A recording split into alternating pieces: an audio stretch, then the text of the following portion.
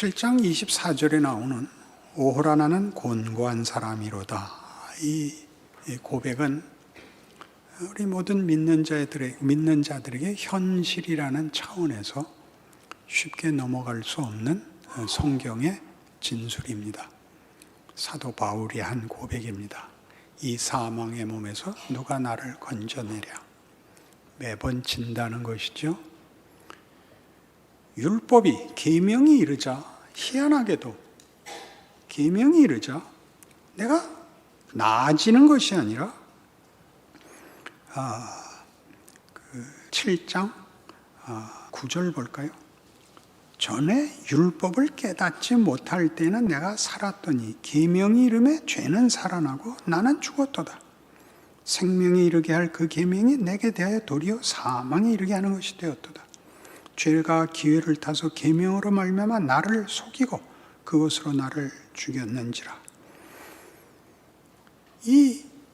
어떻게 계명이 이르고 율법이 이르고 도덕이 오고 양심이 찾아왔는데 오히려 그것이 나를 도와주지 않고 죄를 더 부채질하는가?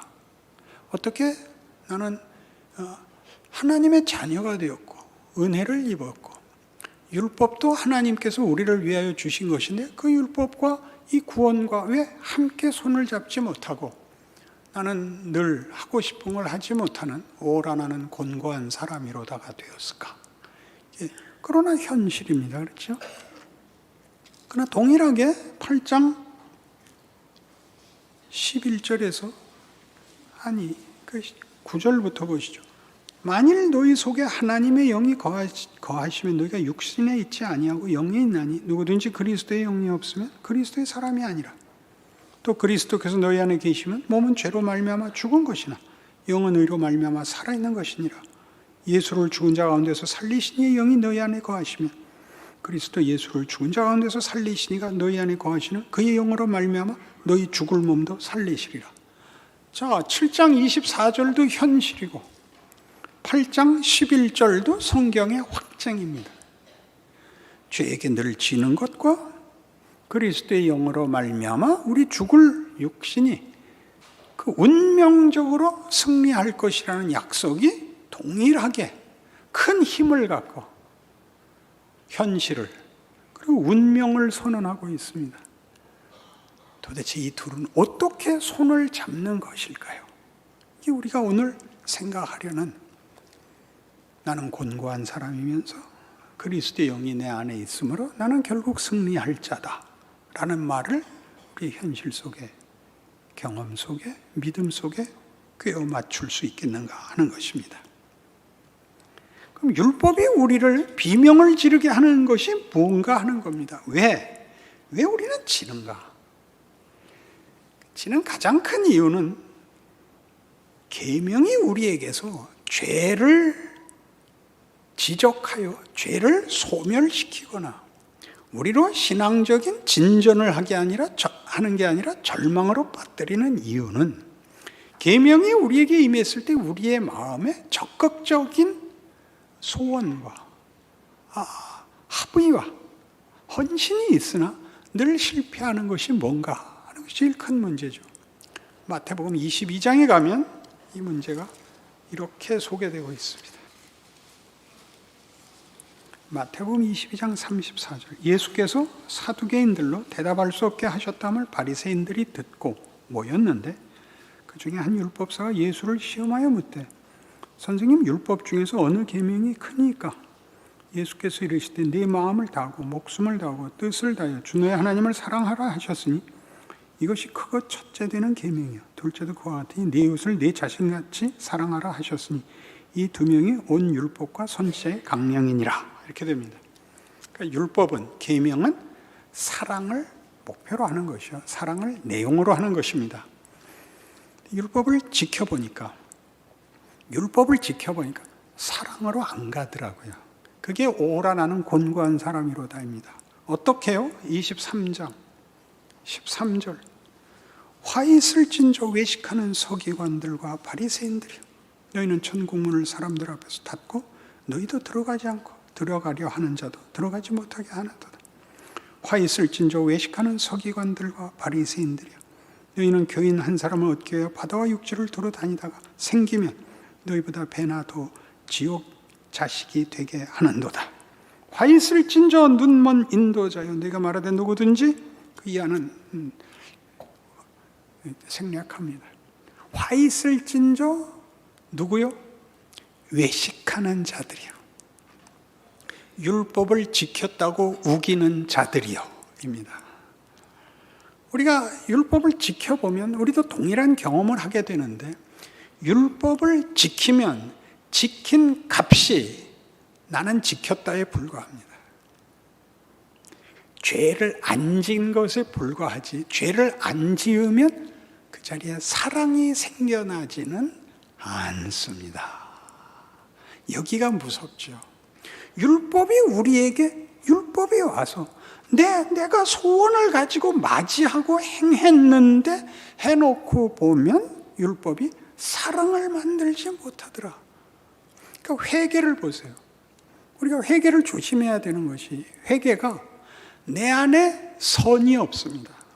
내 안에 의가 없습니다. 내가 잘못했습니다만 있지, 회개가 잘하게 하질 않아요. 우리 모두의 회개가 그렇잖아요.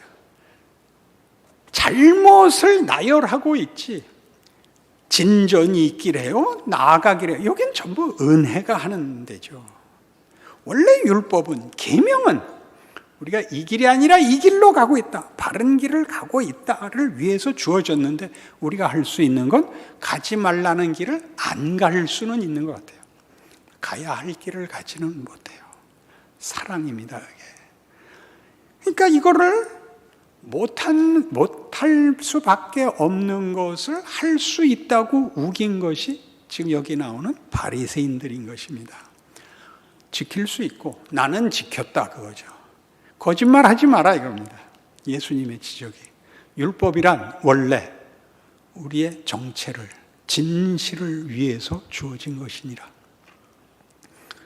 마태복음 5장 그 산상설교에 의하면 거짓말하지 마라, 간음하지 마라를 뭐라고 얘기를 하냐 하면, 너희 마음에 음욕을 품으면 간음한 것이요, 탐심을 품으면 이미 도둑질한 것이다.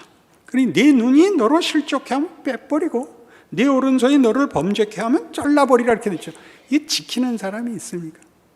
그렇게 하는 사람 아무도 없습니다. 나와서 회개는 해도 눈을 빼고 팔을 자른 사람은 아직 본 적이 없습니다. 그게 무슨 소리예요? 지킬 수 없다, 이거예요. 그게 굉장히 어렵죠. 그런 말씀일 줄이야. 지킬 수 없다.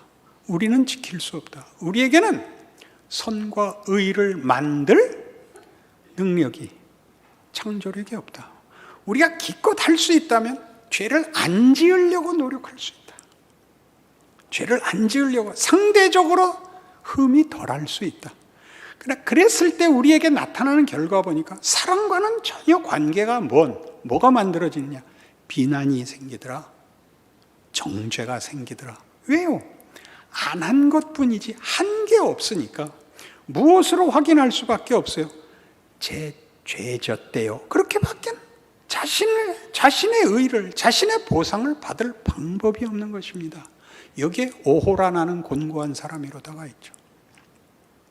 그 못해놓고 했다고 우기죠. 그래서 바리새인들과 사두개인들이 예수를 부인하게 되죠.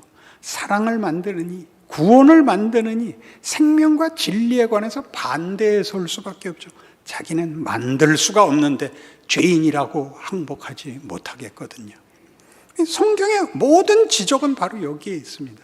이 23장에 나오는 이 화 있을진저가 등장하기 위해서 우리 조금 전에 본 22장 34절 이하가 뭐였죠? 계명의 원래 목표가 뭐냐? 본질이 뭐냐? 진실한 내용이 뭐냐? 사랑이다, 이렇게 되지 않았습니까? 근데 그 둘을 잇는 가운데 구절이 대단히 재미있습니다. 41절. 바리새인들이 모였을 때 예수께서 그들에게 물으시되, 너희는 그리스도에 대하여 어떻게 생각하느냐? 누구의 자손이냐? 대답하되 다윗의 자손이니라. 이르시되, 그러면 다윗이 성령에 감동되어 어찌 그리스도를 주라 칭하여 말하되 주께서 내 주께 이르시되 내가 네 원수를 네 발 아래 둘 때까지 내 우편에 앉아 있으라 하셨도다 하였느냐. 다윗이 그리스도를 주라 칭하였은즉 어찌 그의 자손이 되겠느냐 하시니 한마디도 능히 대답하는 자가 없고 그날부터 감히 그에게 묻는 자도 없더라. 대단히 재미있죠. 예수는 어디서 태어나게 되어 있느냐? 구약 예언에 따라서 다윗의 후손으로 태어납니다. 그렇다.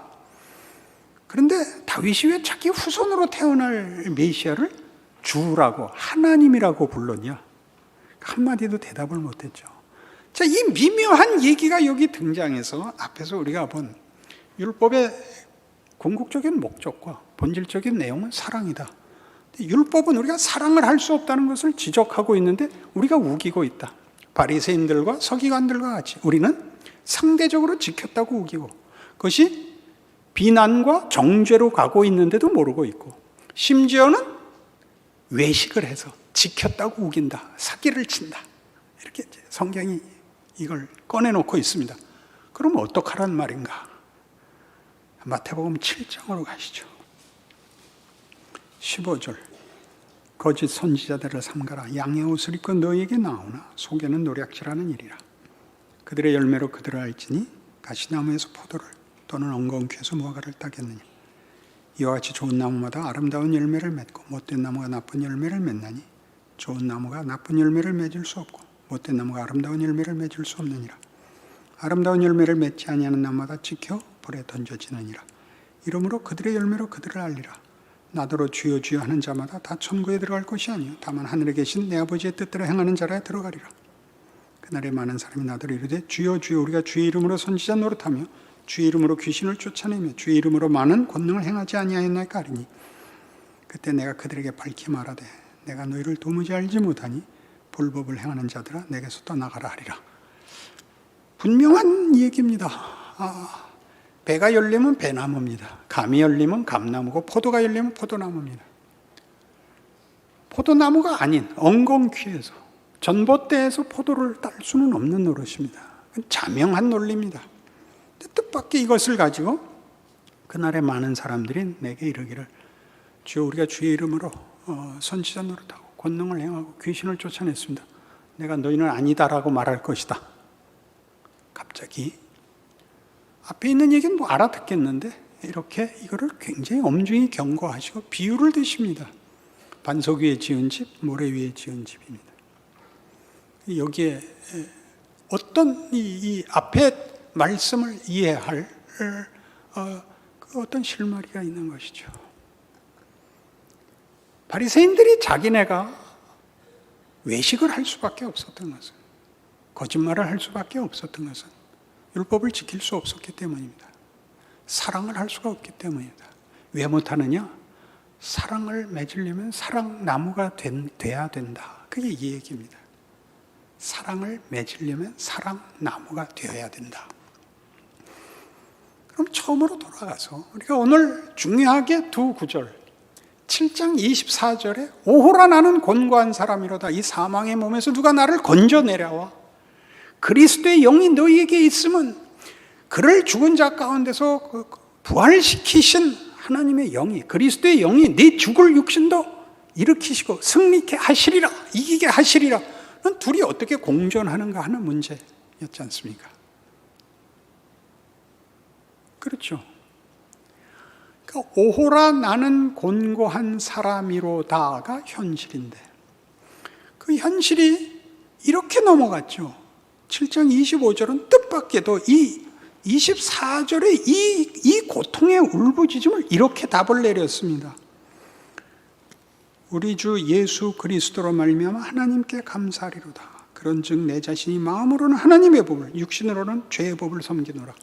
아니 둘이 싸워서 누가 이기는 거예요 지금? 마음의 법을 육신의 법이 이기는 바람에 오호라 나는 곤고한 사람이로다라고 했는데 우리 주 예수 그리스도로 말미암아 하나님께 감사하리로다. 그랬으면 답이 나와야 될 거네요.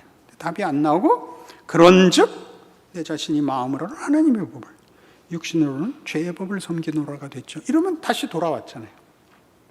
그리고 8장 1절에 그러므로 이제 그리스도 예수 안에 있는 자에게는 결코 정죄함이 없나니 이는 그리스도 예수 안에 있는 생명의 성령의 법이 죄와 사망의 법에서 우리를 해방하였다고 합니다. 자, 그러니까 이렇게 된 거죠.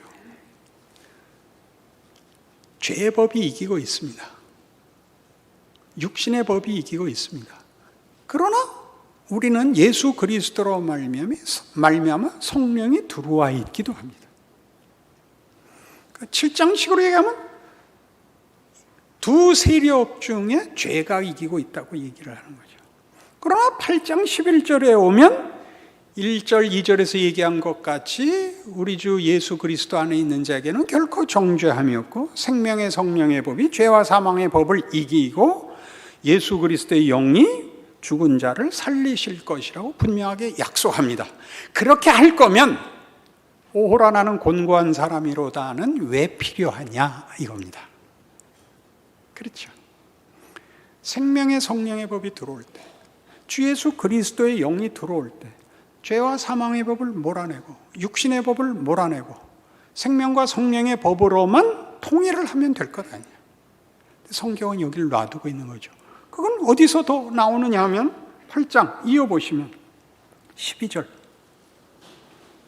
그러므로 형제들아 우리가 빚진 자로 돼 육신에게 줘서 육신대로 살 것이 아니니라. 너희가 육신대로 살면 반드시 죽을 것이로되 영으로서 몸의 행실을 죽이면 살리니 무릇 하나님의 영으로 인도함을 받는 사람은 곧 하나님의 아들이라. 여기도 아직 두 세력이 그대로 있죠. 승리를 약속해 놓고도 운명적 승리를 약속해 놓고도 어떻게 하라 그래요?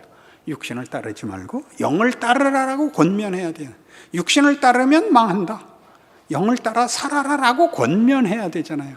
그런데 기이하게 14절부터 다시 보면 무릇 하나님의 영으로 인도함을 받는 사람은 곧 하나님의 아들이라. 너희는 다시 무서워하는 종의 영을 받지 아니하고 양자의 영을 받았으므로 우리가 아빠, 아버지라고 부르짖느니라. 자, 이 관계성에 있어서 우리는 하나님의 자녀로 부름을 받았습니다. 그럼에도 불구하고 오호라 곤고한 사람은 현실로 남아있고 영을 따라 이겨야 된다는 격려를 받고 있으며 그 궁극적 승리가 결국 너희는 하늘 하나님의 자녀이기 때문에 너희가 이길 수밖에 없다고 얘기합니다. 좋죠? 그러나 아까 한 질문은 유효하죠. 그러려면 오호라 나는 곤고한 사람이로다는 왜 남아있는 현실이냐? 그것은 여기서도 계속되고 있습니다. 16절. 성령이 친히 우리의 영과 더불어 우리가 하나님의 자녀인 것을 증언하시나니 자녀이면 또한 상속자 곧 하나님의 상속자요 그리스도와 함께한 상속자니 우리가 그와 함께 영광을 받기 위하여 고난도 함께 받아야 할 것이니라. 그와 함께 영광을 받기로 되어 있지만 고난이 그대로 있습니다. 그 고난은 뭘까요? 시험, 무슨 환난, 우리가 보통 아는 고난이 아니고 여기서 제일 중요한 고난은 오호라 나는 곤고한 사람이로다인 것입니다. 쫓아오셨습니까? 난 왜 이 모양 이 꼴이냐? 이게 중요한 몫을 하는 하나님이 그의 성도들을 완성시키는 하나님의 지혜고 능력이라고 얘기하는 겁니다. 오호라 나는 곤고한 사람이로다가 알아듣는 표정을 짓는다. 문제는 알아들으셨죠? 문제는 여길 따라 들어오셔야 돼요. 이건 우리 신앙의 현실이고 운명인데 둘을 어떻게 이해해야 되는지 모르면 매일 뭐밖에 안 한다고요? 회개를 해요. 무슨 회개? 나는 선이 없습니다. 나는 의가 없습니다. 나는 의지가 없습니다. 나는 잘하려고 했는데 안 됐습니다. 라는 죄를 고백하는 것 외에는 나아갈 수가 없게 된다. 이게 뭘 하는지, 왜 있는지, 오라 나는 곤고한 사람이라다는 왜 아직 남아있는가? 18절부터 보죠. 생각하건대 현재 고난은 장차 우리에게 나타날 영광과 비교할 수 없도다. 피조물이 고대하는 바는 하나님의 아들들이 나타나는 것이니 피조물이 허무한 데 굴복하는 것은 자기 뜻이 아니요 오직 굴복하게 하시는 이로 말미암음이라. 그 바라는 것은 피조물도 썩어짐의 종로로 단 데서 해방되어 하나님의 자들의 영광의 자유에 이르는 것이니라. 피조물이 다 이제까지 함께 탄식하며 함께 고통을 겪고 있는 것을 우리가 아느니라. 그뿐 아니라 또한 우리 곧 성령의 처음 익은 열매를 받은 우리까지도 속으로 탄식하여 양자될 것 곧 우리 몸의 속량을 기다리느니라. 하나님의 자녀의 자유의 영광으로 갈 것입니다. 영광으로 갈 것인데 그 영광으로 가는 길에 이 탄식 탄식의 기간이 아직 남아있다고 합니다. 양자의 영광으로 가기 위해 지금 탄식하며 기다려야 한다고 합니다. 환난이고 고난입니다. 이 영광으로 가는 길에 여기 표현한 대로 하면 우리까지도 속으로 탄식하여 양자가 될 것, 곧 우리 몸의 속량을 기다리느니라. 육신의 법이 우리를 사로잡아오는 오호라나는 곤고한 사람이로다를 그대로 안고 가야 되고, 21절식으로 하면 그 바라는 것은 피조물도 썩어지며 종로로 탄 데서 해방되어 하나님의 자녀들의 영광의 자유에 이르는 것입니다.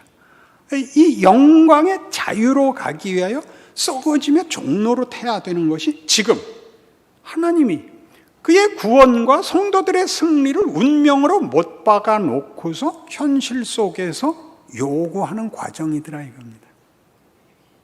그래서 뒤에 어느 식으로 이게 이어지느냐 하면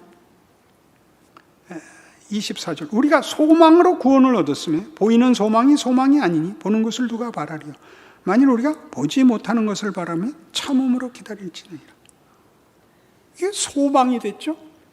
지금 현실화되지 않는다는 거죠. 이 승리가.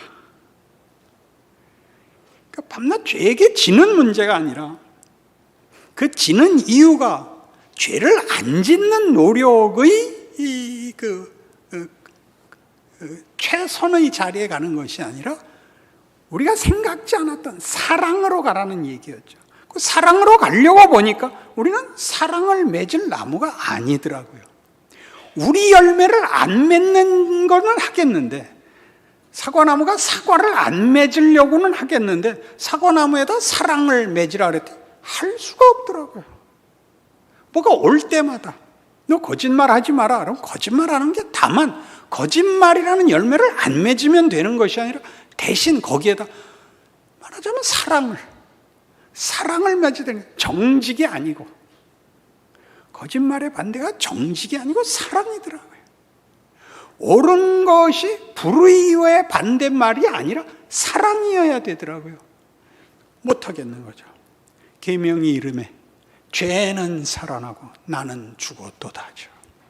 아무리 하려고 해도 나는 만들 수가 없죠. 그래서 아까 얘기한 열매와 나무의 비유로 갔죠. 어떻게 하라고요? 반석 위에 지으라고요. 그 열매는 네가 사기를 칠 수 없는 것이다. 모래 위에 그 열매를 맺었다고 우기는 게 내가 말하는 바리새인이다. 거기서는 그 집을 지을 수 없다. 그건 가짜 열매다. 그건 홍수가 나자 무너질 수밖에 없다. 너희는 반석 위에 져라. 반석 위에 져라. 내 위에 져라. 예수 위에 져라. 근데 예수 위에 짓는 것이 어떤 식으로 되는 겁니까? 싸워라. 시험과 협박 속에 있어라. 어떻게 싸워라? 오호라 나는 곤고한 사람이로다를 반복해라. 반복해라. 그래서 어디로 가라? 자기를 죽여라. 자기를 죽여라. 율법을 위해서 죄를 죽이려고 그러는 거, 자기를 죽여라. 예수를 불러라. 어떻게 그게 되냐? 성령 충만해서 이렇게 간단한 문제가 아니라 살면서 하나씩 배우는 거죠. 하나씩. 질 때마다 다시 일어나는 거죠. 질 때마다 다시 일어나는 거죠. 어떻게? 무슨 힘으로? 생명의 성령의 법이 여러분을 잡고 안놓아주죠. 탄식과 울부짖음과 회개와 절망, 그게 일하고 있는 게 아니라 그거에도 불구하고 포기되지 않는 우리의 인생이 하나님이 일하고 계시다고 말하는 인생이죠. 모세가 떨기나무 앞에서 하나님을 만나고 하나님의 부름을 받고 내 백성을 인도하라는 그 명령에 이렇게 반발합니다. 하나님, 당신은 누구십니까? 모세가 하나님을 몰라서 한 얘기가 아니죠. 자기 이해와 안 맞죠. 하나님 뭐 하고 계시다가 이제 와서 여기 와서 하자 그러십니까? 당신은 누구십니까? 나는 스스로 있는 자니라. 스스로 있다 라는 우리 해석은 원래 그 원문의 뜻으로는 비동사입니다. 비동사, 영어의 비동사. 있다 없다, 이다 아니다 때 쓰는 거. 나는 스스로인 하나님이니라. 나는 언제나 하나님이니라. 언제나 하나님이니라. 내가 아니라 그럴 때도 내가 하나님이었고, 내가 나를 외면했을 때도 나는 하나님이었다. 오라 나는 곤고한 사람이라도 라고 울부짖을 때도 하나님은 나에게 하나님이시고, 예수 그리스도를 보내신 것도 하나님이시다.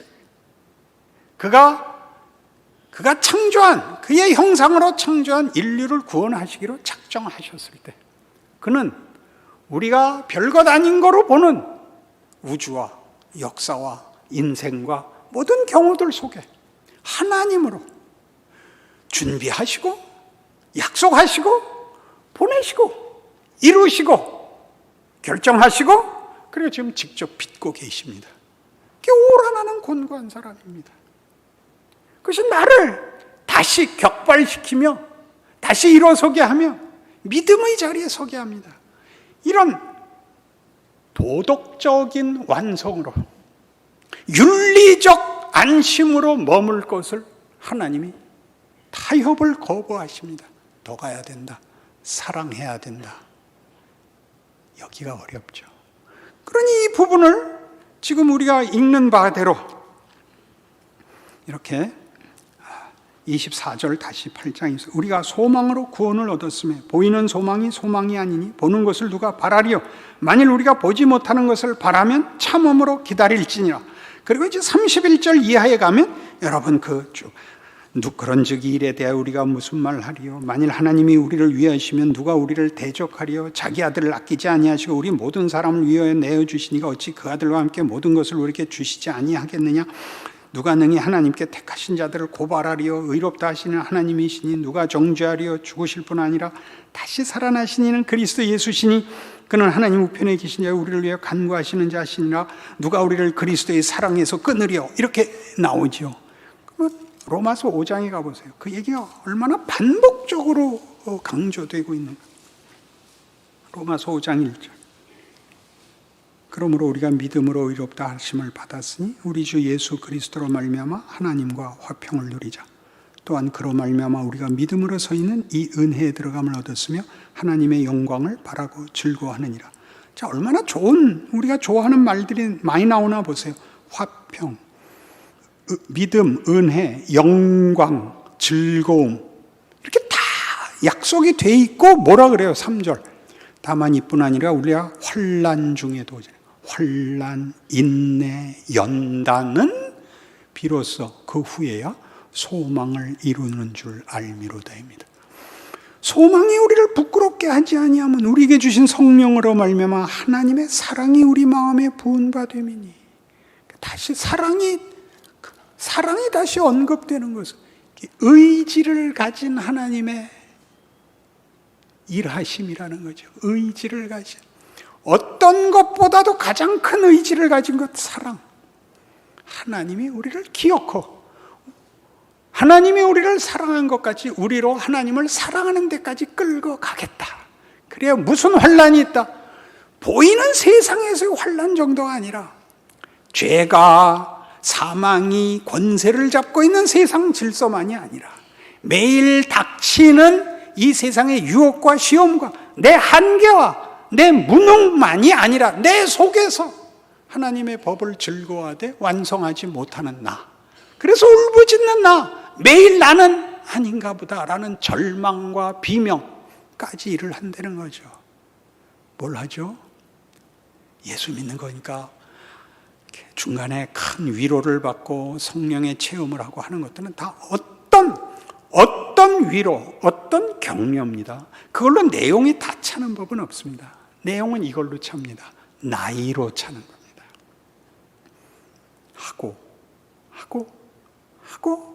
하고 또 해서 드디어 우리가 그리스도의 사람으로 온전히 바뀝니다. 왜 이런 과정을 필요로 한다고요?